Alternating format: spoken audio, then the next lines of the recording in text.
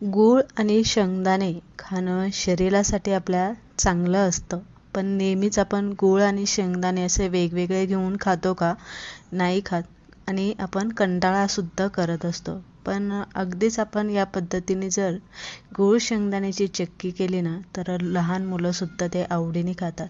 गूळ शेंगदाण्याची चक्की म्हटलं ना, तर तिचे 3 प्रकार आहे. एक खूप क्रंचवाली शेंगदाणा चक्की असते, एक एकदम मऊसूत अगदी होटाने सुद्धा तुटते अशी एक असते, आणि एक अगदी दाताने तुटली ना तरी ती खुसखुशीत लागते, पण खाताना एकदम कुरकुरीत लागते. अशीच आपण ही कुरकुरीत आणि खुसखुशीत शेंगदाणा चक्की कशी बनवायची ही रेसिपी बघतोय. तर चला पटकन रेसिपीला सुरुवात करू.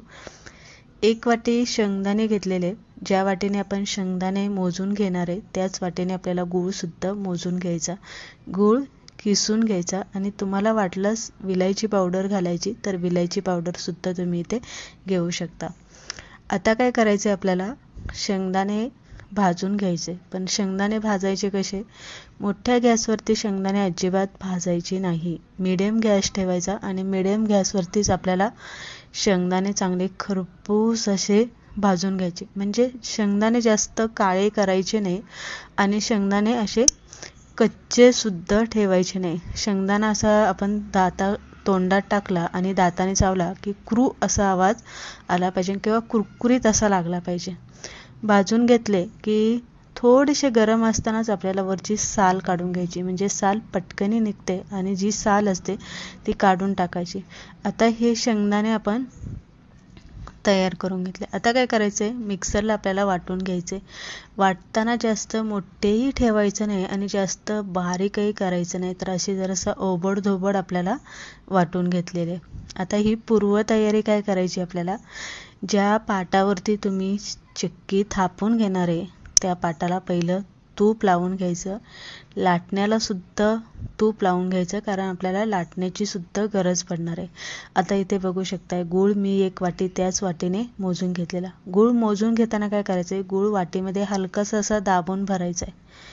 कढईमध्ये 2 चमचे तूप घालायचे. 2 किंवा 3 चमचे तूप घातलं ना तरी काही हरकत नाही. तुपामुळे चक्की खुसखुशीत होते.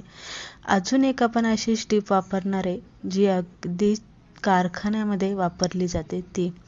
आता इथे आपल्याला तुपामध्ये गूळ घालून घेतला की गूळ पूर्ण वितळून घ्यायचा, आणि मग आपल्याला त्यामध्ये विलायची पावडर घालायची. आता आपल्याला गुळाचा पाक चांगला शिजून घ्यायचा आहे. जोपर्यंत गुळाची तार अशी कटकनी तुटत नाही तोपर्यंत पाक आपल्याला इथे शिजून घ्यायचा. आधनं चेक करायचा.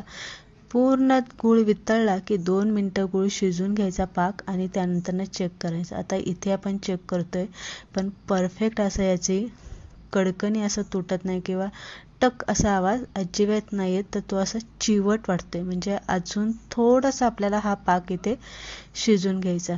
आता 1 मिनिटानंतर आपण परत चेक करूया. तर इथे छान अशी गोळी बनते, आणि अशी तार जी आहे ती कटकन अशी तुटते, आणि पाण्यात टाकलं की टक असा आवाज इथे येतोय. तुम्ही इथे बघू शकता, आणि हाताने तुटते. हे तुटते म्हणजे आपला पाक इथे परफेक्ट बनला गेलेला आहे. आता इथे काय करायचं आहे, आपल्याला क्रंच वडी बनवायची नाही किंवा एकदम मऊसूद सुद्धा आपल्याला ही वडी बनवायची नाही आहे. तर आपल्याला खुसखुशीत खाताना तुटताना खुसखुशीत वाटली पाहिजे, पण खाताना एकदम कुरकुरीत वाटली पाहिजे. मग काय करायचं आहे, यामध्ये अर्धा चमचा आपल्याला खायचा सोडा जो असतो तो यामध्ये टाकायचा.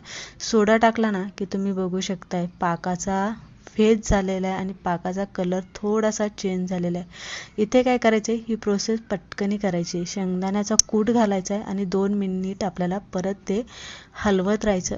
थोडासा हलवत राहायचं, म्हणजे चक्कीला जो ओरिजिनल कलर असतो ब्राऊन तो कलर आला पाहिजे. लगेच आपल्याला काय करायचं आहे, पटकनी पाटावरती घालून घ्यायचं. पाटावरती घातलं की हाताला तूप लावायचं, तसं थापू नका. तूप लावलं ना की हाताला भाजत सुद्धा नाही, आणि व्यवस्थित थापलं जातं. लाटण्याने पटकन आपल्याला याची पोळी लाटून घ्यायची. पोळीसारखं आपल्याला लाटून घ्यायचे. आता इथे तुम्हाला चिक्की जाड किती ठेवायची किंवा पातळ किती ठेवायची ते तुम्ही तुमच्या आवडीनुसार ठेवू शकता. त्यानंतर काय करायचे, थोडीशी थंड झाली आणि कोमट असतानाच, मऊ असतानाच आपल्याला याच्या वड्या पाडून घ्यायचे. लक्षात ठेवा, एकदा जर वडी कडक झाली ना तर आपल्याला ती कट करता येत नाही. म्हणून थोडीशी नरम असतानाच आपल्याला ही कट करून घ्यायची. आता काय करणार आहे, आपण साईडच्या ज्या कडा आहे त्या आपण इथे काढून घेतोय, कारण साईडला आपल्या व्यवस्थित अशा झालेल्या नाही, त्या काढून घेतलेल्या आहे मी.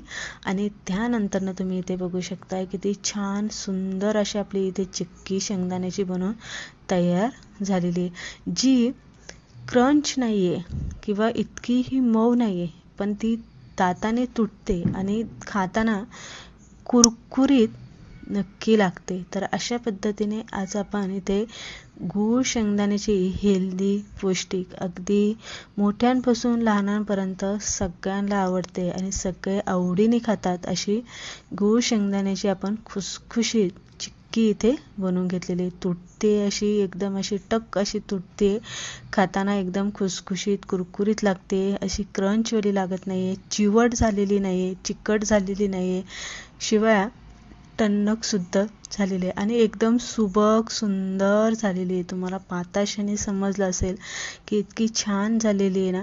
फक्त त्यामध्ये ना सोड्याचं प्रमाण तुम्ही अंदाजानुसार घालू शकता, कमी जास्तही तुम्ही करू शकता. तर तुम्हाला ही शेंगदाण्याची चिक्की कशी वाटली हे नक्की कमेंट करून सांगा. आणि जर रेसिपी आवडली असेल तर लाईक आणि शेअर नक्की करा. परत एकदा अशाच रेसिपी बरोबर भेट.